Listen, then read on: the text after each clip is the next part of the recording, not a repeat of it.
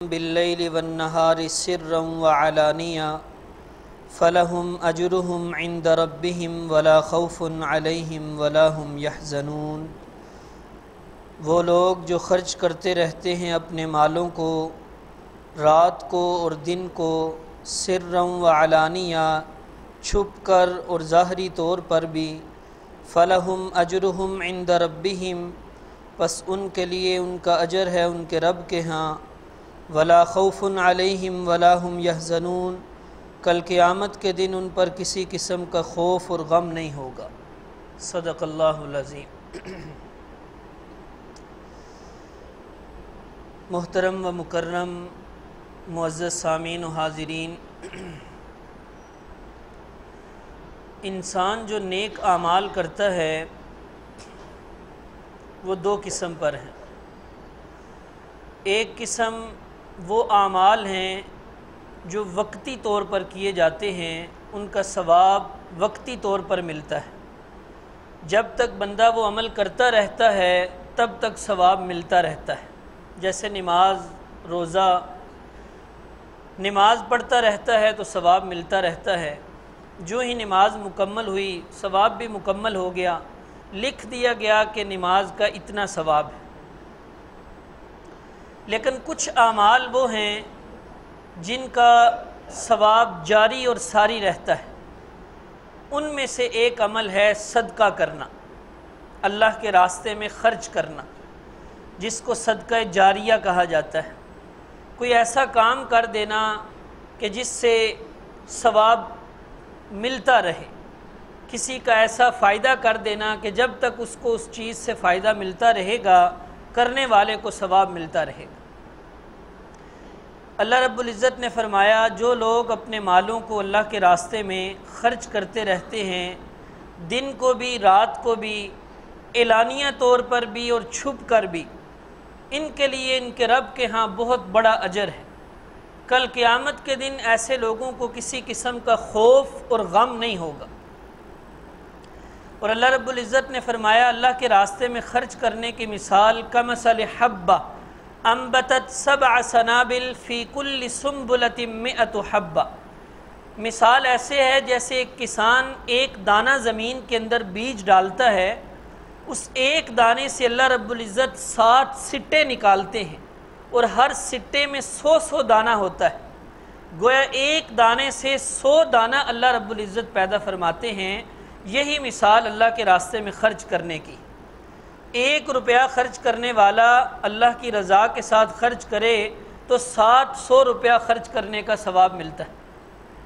اور اس سے بڑھ کر اللہ نے فرمایا، واللہ یضاعف لمن یشاء، اس سے بڑھ کر بھی اللہ جس کو چاہتا ہے ثواب عطا فرماتا ہے، اس کے اخلاص کو دیکھ کر۔ لیکن اس کے بعد اللہ رب العزت نے فرمایا، لا تبطلوا صدقاتکم بالمن والاذی، اے ایمان والو اللہ کے راستے میں خرچ کرو، صدقہ دو، لیکن خرچ کرنے کے بعد اپنے صدقوں کو من اور اذی کے ذریعے سے ضائع نہ کر دو۔ من، احسان جتلانا، آج کسی کو صدقہ دیا، زکوٰۃ کے پیسے دے دیے، کل کو اس پہ روب ڈالنے لگ گئے، اس سے کام کاج لینے لگ گئے، اس کو تکلیف پہنچانے لگ گئے۔ فرمایا، لا تبطلوا صدقاتکم بالمن والاذی، احسان جتلا کر، تکلیف پہنچا کر اپنے صدقوں کو باطل نہ کرو۔ نبی محترم صلی اللہ علیہ وسلم نے ارشاد فرمایا، ثلاثۃ لا یکلمہم اللہ یوم القیامہ ولا ینظر الیہم ولا یزکیہم ولہم عذاب علیم۔ 3 قسم کے بندے وہ ہیں، کل قیامت کے دن اللہ ان کی طرف رحمت کی نظر نہیں کرے گا، شفقت سے ان سے کلام نہیں کرے گا، ان کو گناہوں سے پاک نہیں کرے گا، بلکہ ان کو دردناک عذاب دیا جائے گا۔ حضرت ابو ذر رضی اللہ تعالیٰ عنہ نے عرض کیا، خابوا وخسروا من ہم یا رسول اللہ، اے اللہ کے رسول صلی اللہ علیہ وسلم، کون ہیں وہ 3 قسم کے بندے؟ وہ تو تباہ و برباد ہو گئے، جب اللہ ان سے کوئی کلام ہی نہیں کرے گا، شفقت سے دیکھے گا نہیں، رحمت کی نظر نہیں کرے گا، بات نہیں کرے گا، ان کو دردناک عذاب دے گا۔ کون ہیں وہ لوگ؟ تو نبی پاک صلی اللہ علیہ وسلم نے فرمایا، المسبل والمنان والمنفق سلعته بالحلف الكاذب۔ پہلا وہ بندہ جو اپنی شلوار، اپنا پاجامہ اور اپنا تہبند ٹخنوں سے نیچے لٹکاتا ہے۔ ہم تو اس کو بہت چھوٹا کمزور عمل سمجھتے ہیں کہ کوئی اتنا مسئلہ نہیں، اتنی بڑی وعید اپنی شلوار ٹخنوں سے نیچے رکھنے والے کے لیے۔ اور دوسرا والمنان، احسان جتلانے والا۔ اور تیسرا جو اپنا دکان کا سامان، اپنا سامان قسمیں اٹھا اٹھا کر بیچتا ہے، جھوٹی قسمیں اٹھا اٹھا کر جو اپنا سامان بیچتا ہے، ان تین قسم کے بندوں کو اللہ کل قیامت کے دن رحمت کی نظر سے نہیں دیکھے۔ اس لیے صدقہ کرنا ہے لیکن احسان جتلا کر، تکلیف پہنچا کر اپنے صدقات کو ضائع نہ کرو۔ اور اللہ رب العزت نے ارشاد فرمایا وَأَنفِقُوا مِمَّا رَزَقْنَاكُم مِّن قَبْلِ أَن يَأْتِيَ أَحَدَكُمُ الْمَوْتُ، موت کے آنے سے پہلے پہلے خرچ کر لو، کیونکہ جب موت آنے لگتی ہے پھر بندہ کہتا ہے کہ یا اللہ لولا اخرتنی الی اجل قریب فاصدق واکن من الصالحین، یا اللہ تو نے مجھے اور مہلت کیوں نہ دی، میں تھوڑا اور خرچ کر لیتا، صدقہ کر لیتا اور نیک لوگوں میں شمار ہوتا۔ لیکن اللہ نے فرمایا وَلَن يُؤَخِّرَ اللَّهُ نَفْسًا إِذَا جَاءَ أَجَلُهَا، جب موت کا جو مقرر وقت ہے جب وہ آ جاتا ہے تو پھر ایک لمحہ بھی آگے پیچھے نہیں ہو سکتا۔ نبی پاک صلی اللہ علیہ وسلم نے ارشاد فرمایا، صحابہ کرام سے پوچھا تم میں سے کوئی اپنے مال سے زیادہ محبت کرتا ہے یا اپنے وارثوں کے مال سے؟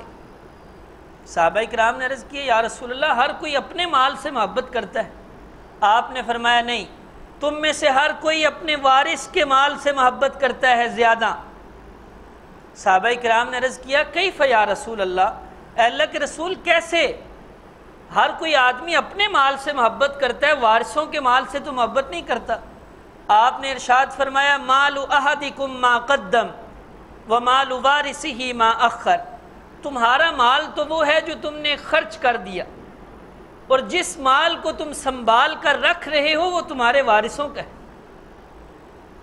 نبی علیہ السلام نے ارشاد فرمایا یقول العبد مالی مالی، بندہ تو کہتا ہے میرا مال میرا مال، حالانکہ اس کے مال کی تین قسمیں ہیں، ما اکل فافنا، جو کھا لیا وہ ختم ہو گیا، او لبس فابلا، جو پہن لیا وہ پرانا ہو گیا، او تصدق فامضى، جو اس نے صدقہ کیا وہ باقی رہا، وہ اس نے اپنے لیے جاری کر دیا نیک عمل، وما سواہ فہو ذاہب وتارکہ للناس، اس تین قسموں کے علاوہ باقی جتنا بھی مال ہے وہ ختم ہونے والا ہے اور وہ اپنے وارثوں کے لیے چھوڑ کر جانے والا ہے، اپنے ساتھ کچھ نہیں لے کر جانے والا۔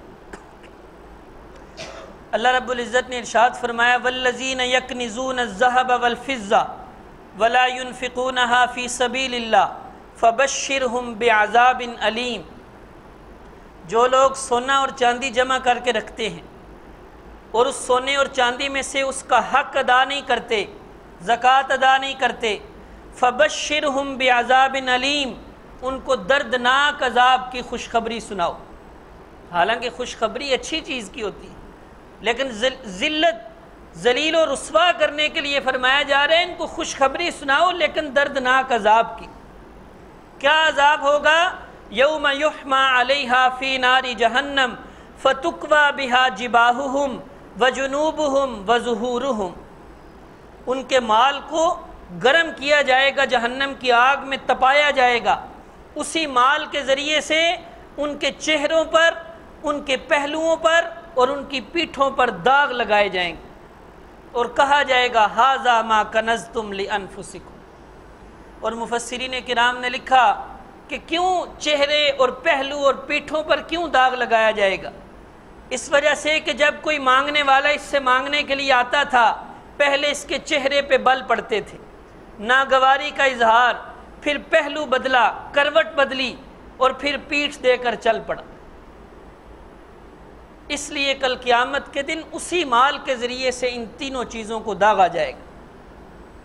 اور آپ علیہ السلام نے ارشاد فرمایا من اتاہ اللہ مالا فلم یؤدی زکاتہ جس کو اللہ نے مال دیا ہو اور وہ اپنے مال کی زکوٰۃ ادا نہ کرے، مثل لہ مالہ یوم القیامت شجاعا اقرا لہ زبیبتان، اس کا مال کل قیامت والے دن ایک گنجے اور زہریلے سانپ کی شکل میں لایا جائے گا۔ گنجا سانپ زیادہ زہریلا ہوتا ہے۔ لہو زبیبتان، اس کے 2 ڈنگ ہوں گے اور اس کی گردن کے ارد گرد یطوقہ، لپیٹ دیا جائے گا۔ ثم یأخذ بلہزمتیہ یعنی شدقیہ، پھر وہ سانپ اس کے جبڑوں پہ ڈنگ مارے گا اور وہ سانپ کہے گا انا مالکا انا کنزکا، میں تیرا مال ہوں، میں تیرا خزانہ، مجھے تو جمع کر کر کے رکھتا رہا۔ تو اس لیے اللہ رب العزت نے فرمایا وفی اموالہم حق معلوم للسائل والمحروم، تمہارے مالوں میں ایک متعین حق سوالیوں کے لیے اور محرومین کے لیے۔ اور آپ علیہ السلام نے ارشاد فرمایا یا ابن آدم انفق ینفق علیک، اے ابن آدم خرچ کر، تجھ پر خرچ کیا جائے گا۔ اگر تو خرچ کرتا رہے گا تو اللہ کی طرف سے تجھ پر خرچ کیا جائے گا۔ اور ایک حدیث میں نبی پاک صلی اللہ علیہ وسلم نے فرمایا، اللہ فرماتا ہے اے ابن آدم تو اپنا مال میرے حوالے کر دے، لا حرقا ولا غرقا ولا سرقا، جب تک مال تیرے پاس ہے چوری کا خطرہ، غرق ہونے کا خطرہ، آگ لگ جانے کا خطرہ، لیکن میرے حوالے کر دے لا حرقا ولا غرقا ولا سرقا، میرے پاس نہ مال جلے گا، نہ غرق ہوگا، نہ چوری ہوگا، اوفیکہ مما احوج، میں کل قیامت کے دن اس وقت تجھے واپس کر دوں گا جب تجھے زیادہ ضرورت ہو، نیکیوں کی شکل میں، جنت کی شکل میں، جب تجھے زیادہ ضرورت ہوگی اس وقت میں تجھے کل قیامت والے دن واپس کر دوں۔ آپ علیہ السلام نے ارشاد فرمایا جب بھی صبح ہوتی ہے 2 فرشتے آسمانوں سے نازل ہوتے ہیں، ایک فرشتہ سارا دن یہ دعا کرتا رہتا ہے اللہم اعط منفقا خلفا، یا اللہ خرچ کرنے والے کو بدلہ عطا فرما، اور دوسرا فرشتہ سارے دن یہ بد دعا کرتا رہتا ہے اللہم اعط ممسکا تلفا، یا اللہ مال کو روک کر رکھنے والے کا مال ضائع کر دے۔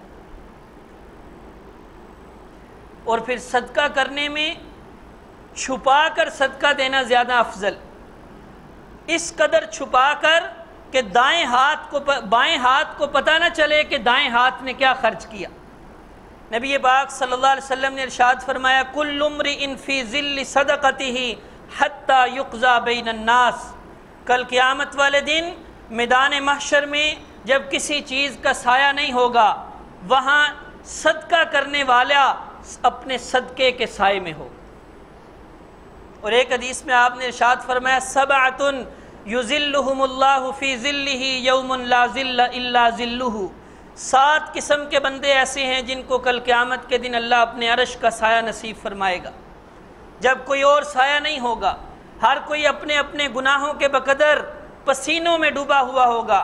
امام عادل، انصاف کرنے والا بادشاہ، شاب نشأ بعبادت اللہ، وہ جوان جو جوانی میں اللہ کی عبادت کرے، ورجل کان قلبہ معلقا بالمسجد اذا خرج منہ حتی یعود الیہ، اور وہ آدمی جس کا دل مسجد میں لگے، مسجد کے ساتھ اس کا دل اٹکا رہے، جب بھی مسجد سے نکلے وہی اس کے دل میں یہی ہو کب اگلی نماز کا وقت ہو میں مسجد میں پہنچ جاؤں۔ ورجلان تحابا فی اللہ فاجتمعا علی ذلک وتفرقا علیہ، وہ 2 آدمی جو اللہ کی رضا کی خاطر آپس میں محبت کرتے ہیں، اللہ کے لیے اکٹھے ہوتے ہیں اور اللہ ہی کے کام کے لیے علیحدہ ہو جاتے ہیں، ان 2 بندوں کو بھی اللہ اپنے عرش کا سایہ نصیب فرمائے گا۔ ورجل اذا ذکر اللہ خالیا ففاضت عیناہ، اور وہ آدمی جو تنہائی میں بیٹھ کر اللہ کو یاد کرے اور اللہ کو یاد کرتے کرتے اس کی آنکھوں سے آنسو جاری ہو جائے۔ ورجل دعته ذات حسب وجمال فقال انی اخاف اللہ، اور ایک وہ بندہ جس کو ایک خوبصورت عورت، حسب و نسب والی عورت دعوت زنا دے اور وہ بندہ آگے سے کہے انی اخاف اللہ، میں اللہ سے ڈرتا، میں یہ کام نہیں کر سکتا۔ اور 7واں ورجل تصدق بصدقۃ فاخفاها حتى لا تعلم شماله ما تنفق يمينه، وہ آدمی جو اس قدر چھپا کر اللہ کے راستے میں صدقہ کرے، خرچ کرے کہ اس کے بائیں ہاتھ کو بھی پتہ نہ چلے کہ اس کے دائیں ہاتھ نے کیا خرچ کیا۔ اللہ رب العزت نے جب زمین کو بنایا، زمین ہلنے لگی، حرکت کرنے لگی، اللہ نے پہاڑ بنا کر زمین میں گاڑ دیے، والجبال اوتادا، پہاڑوں کو میخیں بنا کر زمین میں گاڑ دیا گیا تاکہ زمین حرکت نہ کرے۔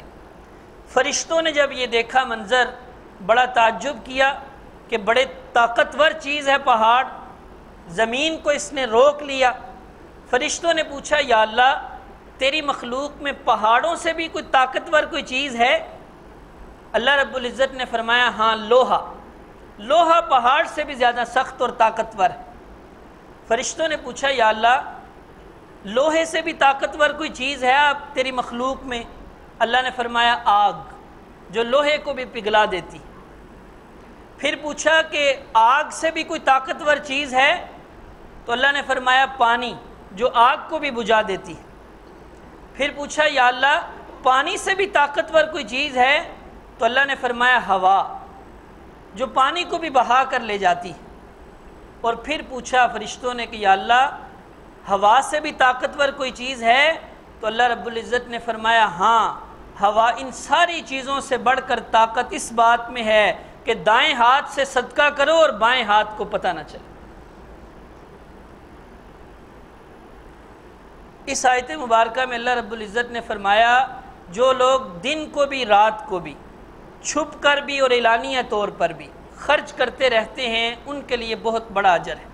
حضرت ابو بکر صدیق رضی اللہ تعالیٰ عنہ نے اس آیت پر عمل کرنے کے لیے یہ چاروں کام کیے۔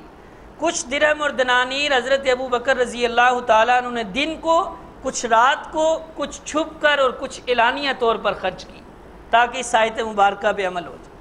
اور صحابہ کرام کا تو مشن ہی یہی تھا کہ اللہ رب العزت کے احکام اور نبی پاک صلی اللہ علیہ وسلم کے احکام پہ فوری عمل کیا جائے۔ حضرت ابو بکر صدیق رضی اللہ تعالیٰ عنہ کے دور میں قحط پڑ گیا، کھانے پینے کی کوئی چیز نہیں، جانور بھی بھوکے اور پیاسے، حتیٰ کہ لوگ کھجوروں کی گٹھلیاں پیس پیس کر کھانے پہ مجبور ہو گئے۔ انہی دنوں میں حضرت عثمان رضی اللہ تعالیٰ عنہ بہت بڑے تاجر تھے، ان کا مال آیا کسی دوسرے ملک سے۔ بڑے بڑے تاجر پہنچ گئے حضرت عثمان کے پاس کہ ان سے مال خرید لیتے ہیں اور پھر مہنگا کر کے بیچ دیں گے، آج کل ہر ایک کو ضرورت ہے، مہنگا بھی خرید لیں گے۔ بڑے بڑے تاجر آئے، آ کر انہوں نے کہا کہ حضرت ڈبل رقم لے لو، ہمیں مال دے دو۔ حضرت عثمان نے فرمایا قد زادونی، مجھے ڈبل سے زیادہ مل رہا ہے۔ تاجر نے کہا چلو ٹرپل لے لو، 3 گنا لے لو، 4 گنا لے لو، 5 گنا لے لو، لیکن حضرت عثمان نے فرمایا قد زادونی، مجھے اس سے بھی زیادہ نفع مل رہا ہے۔ تاجروں نے کہا ہم سے بڑا تاجر کوئی نہیں، کون ہے جو آپ کو 5 گنا سے بھی زیادہ نفع دے رہا ہے؟ تو حضرت عثمان رضی اللہ تعالیٰ عنہ نے فرمایا ذاک هو اللہ، میرا اللہ مجھے 5 گنا نہیں بلکہ 10 گنا نفع دے رہا ہے۔ من جاء بالحسنہ فلہ 10 امثالھا، جو ایک نیکی کرتا ہے اللہ اس کو 10 نیکیوں کے برابر ثواب عطا فرماتا ہے۔ حضرت عثمان رضی اللہ تعالیٰ عنہ نے 100 کے قریب اونٹ بما ساز و سامان صدقہ کر دیا قحط کے زمانے میں، اور 100 کے 100 اونٹ ذبح کرا کے ان کا گوشت بھی تقسیم کر دیا۔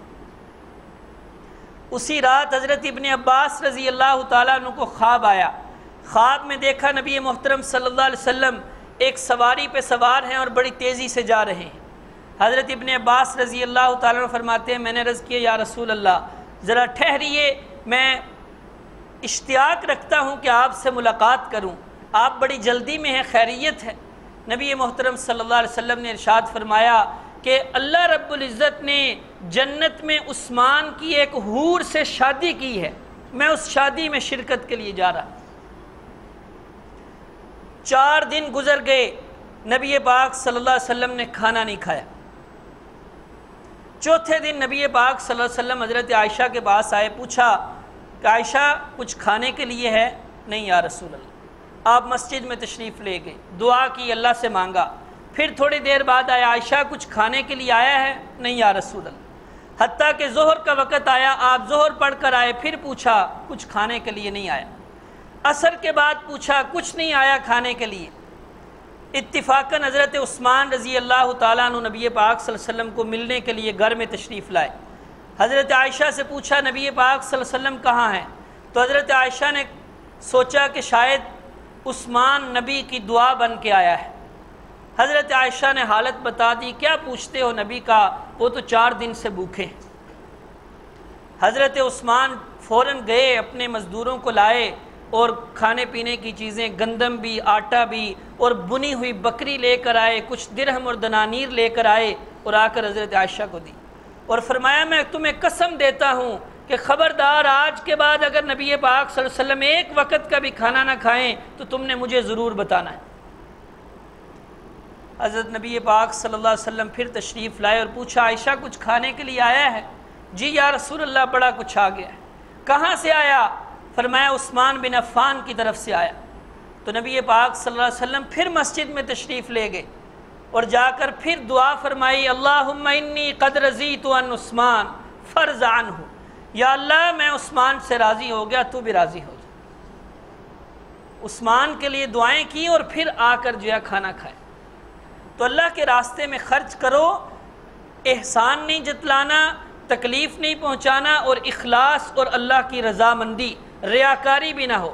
لا تبطلوا صدقاتکم بالمن والاذى کالذی ينفق مالہ رئاء الناس ولا یؤمن باللہ والیوم الآخر۔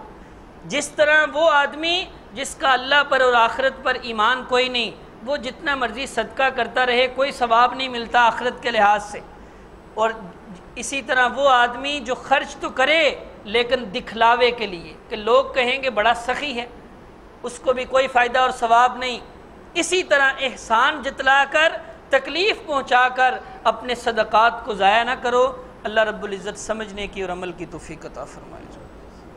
اللہم صلی علی سیدنا اللہم ربنا ظلمنا انفسنا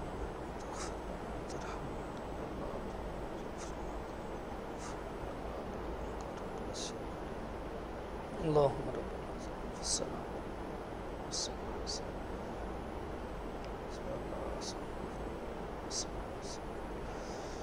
صلی اللہ تعالی علی خیر خلق محمد وعلی آلہ وصحبہ اجمعین۔